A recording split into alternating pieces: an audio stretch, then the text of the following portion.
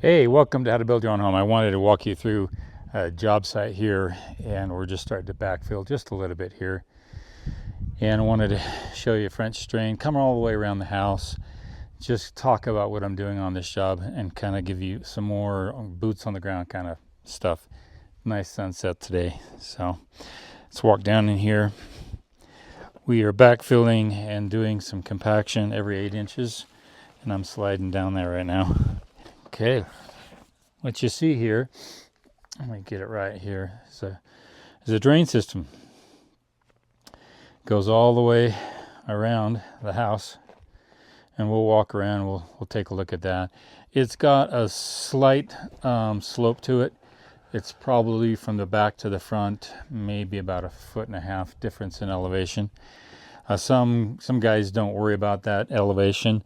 I do, because it does have a trough in it, and I want it to make sure it drains. If you notice, we got some gravel wrapped around that, so that if I do have excess water, it's gonna percolate through the gravel, get into the pipe system, which has got some holes in it. And it's kind of like the holes are on the side, so it's got a trough right inside the pipe there. Let me show you here. Anyway, that gives you about 3 inches of a trough. So in the event that there is some drainage, it's got a place to go. Of course, we got this tarred, showed that on a previous video. And again, your most weakest point is down at the corner there where your cold pour joint is, and we just gooped that in there really nice. So between the tar and the pipe system here, I'm going to be pretty well covered, and we're going to start to backfill. Let me walk you around here and check this out. And you can see this is a 12-foot wall. 12 foot, did I say that wrong? 12-foot walls right here. Very high. And so the engineer did not want us to backfill until we get the floor trusses and the beam structure in place, because it's going to give a little bit more reinforcement before backfill. If this was a typical 10-foot wall, maybe, but that extra 2 feet really adds to it. And you can see their forms, their standard forms stopped right there, and they had to build on top of their forms to make that high. So anyway, we've got our drain system again. I stopped it right here, and I put a cap on it right there, because I didn't want to go around the house. You'll see why. We stopped it here, and this part goes around the house that way, and this part here, this here is a dead man. This here is strictly for shear support, so the wall doesn't fall in on itself that way. This other side picks up here, goes around the house there, and here's another dead man. Again, it's supporting the house this way. I'll walk around here, and then I just as a little sidebar, it's always kind of nice to do. It's not going to hurt anything, but when you have concrete waste, put it down here where it's going to get buried, and they pump it and they clean it out here. It makes it so you don't have to deal with it up top here, and that just adds for the stability of the hill. So when you clean out and you got a basement, there's no harm in cleaning out down by the basement. It's a construction site. And then this here wraps around here, and this here's the other dead man. And I started to put some boulders here just to start to terrace here. I'm going to talk with my client and maybe get some ideas, because his property line is right here, and it shoots off that way. So I don't want to crowd this area here too much with boulders like you see right here. I just want some stabilizing force right here, so I don't have guys run over that pipe. And anyway, that's the drain pipe in case it starts to have excessive water. I'm not too worried about too much, because most of that up there is going to be a house on top of it. The garage is up on the top, and that's going to shed water away from the foundation, so I'm pretty good there. Let's look down this way. Now we're in the walkout basement. It's kind of an interesting walkout basement. It's half of it is stick built. So this here is our stem wall, and that goes down 36 inches with a 24-inch spread footing beneath all that. Again, we get really cold temperatures up here. We got frost depth issues. This is not something you can do in Texas. Well, you can do it in Texas, but why? You do it in really, really cold climates. So, and we came in and got all of our plumbing in, as you can see here, and got it all compacted. I met with my geotech this morning, and he tested that, and this soil needs a lot of water. You can see, let me show you a real good example here. This is soil when it's got water in it. It'll compact, okay? This is the same stuff without water. It's just dust. So some soils will take a proctor, and that proctor will determine whether or not with the right moisture you can get the compaction you need.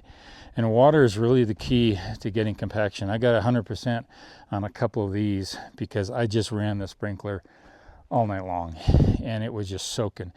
That's good. It's helping things settle. I compacted around the footings here because that's what was most exposed. We backfilled against the footing because that's where the form was. And I'll actually run the sprinkler again. I ran it over there this morning and it's just dry on top. But if you dig down 3-4 inches, it's nice and wet. And I'll turn the sprinkler on. Now, a couple things to keep in mind when you do some of these really complex homes that require shear. I'm going to do some videos on this, but I wanted to show you down here.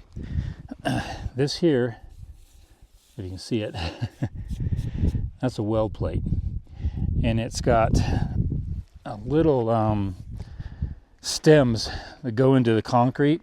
Let me show you one over here, and I have several of those on this job. This here's a weld plate. It's really heavy. I think it's 1/2 inch or 3/4 inch metal. You can hear that thud. And I've got a weld plate right down there, right on the stem wall. Got a metal beam that's going to go up here, connect to another metal beam that's going to rest right on top of there where you see that notch. And again, that's a weld plate up there, and they're going to weld them in place. And that's going to be fun. I've got weld plates all over the place over here. I've got tres más. There's one there, another one there, and there's another one over there. And again, that's for shear. You just can't put studs up. You want to have some shear support and also some additional support for the weight that's going to go on here. We're going to have 2 stories up above on top of all this. All right. And chimneys and rock and a lot of weight. And then last we put in is in our, if you can see it right here, some underground electrical. And I had him put those right at the top of the foundation. So you can see another one over here. That's the one right there. And that's the top of that cap is right at the top of the foundation. So we'll measure it. We typically mark it on the wall, how far in, how far out. And then after it's poured, we can go in and tap. Oh, there it is. Boom. Tap it and you break that 1/4 inch of concrete and you're good to go. A couple of other things here are sewer in here. And you can see this is where the wall is. Okay. We made a last minute change here. Rather than a half bath, we turned this into a full bath with a recessed shower. Okay. This here will be a recessed shower. And see how that's sticking out of the ground right there? Recessed meaning 2 or more inches, 2 to 3 inches. It recesses into the concrete and makes for a 0 threshold. I love those. If you've been following me, you know. One thing I did on this job that's kind of interesting, and maybe my client will see this video before I tell him, but see these 2 1-inch lines right here? This is pecs and a sleeve. Pecs and a sleeve. And they both go underground, and I'll show you what I did. This is really cool. In a cold climate like this, you're always dealing with water freezing, you know? So I've got them out here coiled up, right there, all coiled up. And one is going to be the main line that's going to come into the house and be fed from the main line. And the other one's going to come back out of the house, and it can feed some landscaping, some other spigots and stuff like that. The neat thing is that landscape line, I can turn it off from inside the house, and the whole line will drain and control it from with inside the home. So I'm really excited about that. I made a quick call and called the plumber, and I said, bring another 100 foot up, and we'll just have it out here after we get the deck installed and the concrete poured, and we'll just be daylighted right out here. And beneath all that, you can't see, kind of got it buried, that's our sewer line. So we're just feeding them all out here, and our septic system is going to go out this way. And so utilizing as much of energy in a confined area as much as you possibly can, rather than trying to have several trenches. Oh, I forgot this, can we trench that? Always thinking, what can I fit in there? What can I make that happen? And we had a sleeve inside the stem wall. If you remember in a prior post, it was 6 inches in diameter. And I figured, I can fit the 4-inch sewer line plus these other lines in there. I'll be just fine. So they fit just perfect.